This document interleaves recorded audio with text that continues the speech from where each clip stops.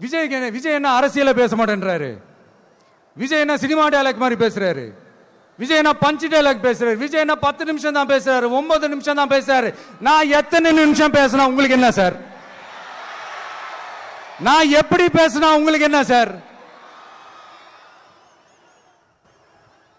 உள்ள விஷயம் என்னன்னு பாருங்க சார். ஒவ்வொரு மாவட்டத்துக்கும் போய் மக்கள் ஃபேஸ் பண்ற பிரச்சனைகளை எடுத்து பேசிட்டு இருக்கிறேன். பின்ன அது அரசியல் இல்லாம வேற எதுதான் அரசியல்? உங்களை மாதிரி தனிப்பட்ட முறையில தரக்குறைவா அசிங்கமா பேசுறதுதான் அரசியல்னா அந்த அரசியல் நமக்கு வராது. வராதுன்னா நல்லாவே வரும்.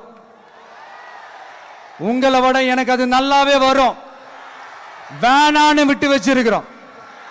அப்புறம் உங்களுக்கு நமக்கு என்ன வித்தியாசம்? காஞ்சிபுரத்தில் நாம பேசும்போது இந்த மாதிரி உங்களால் அமைக்கப்பட போற ஆட்சியில நம்ம ஆட்சிக்கு வந்த உடனே என்னெல்லாம் செய்ய போறோம்ன்றது சிலது சொன்னோம். அதையெல்லாம் தப்பா புரிஞ்சுக்கிட்டு இப்போ சொல்றேன், விளக்கமா சொல்றேன். நான் சலுகைகளுக்கு எதிரானவன் கிடையாது.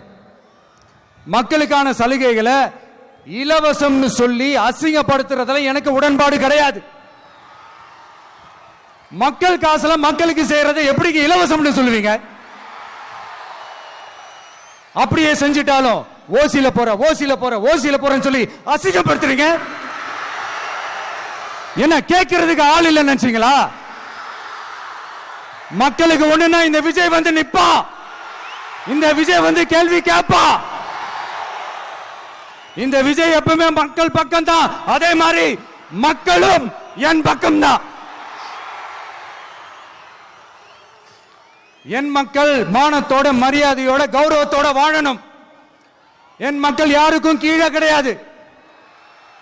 அப்படி அவங்க கௌரவத்தோட வாழணும்னா அவங்களுக்கான வாழ்க்கை தரம் உயரணும். வாழ்க்கை தரம் உயரணும்னா அவங்களோட வாழ்வாதாரம் உயரணும். வாழ்வாதாரம் உயர்ந்தாதான் பொருளாதாரம் உயரும். பொருளாதாரம் உயர்ந்தாதான் வசதி வாய்ப்புகள் உயரும். இதெல்லாம் உயர்ந்தாலே ஆட்டோமேட்டிக்கா அவங்களோட வாழ்க்கை தரம், அவங்களுக்கான மரியாதை, அவங்களுக்கான கௌரவம் எல்லாமே உயரும். இதுக்கான வழிகள், அந்த சூழல்களை அந்த கவர்மெண்ட் அமைச்சு கொடுக்கணும். இதுக்கான அந்த திட்டங்களை செயல்படுத்தணும். இதெல்லாம் செஞ்சாதான் அந்த அரசாங்கம் ஒரு நல்ல அரசாங்கம். இதைத்தான் சொன்னோம்.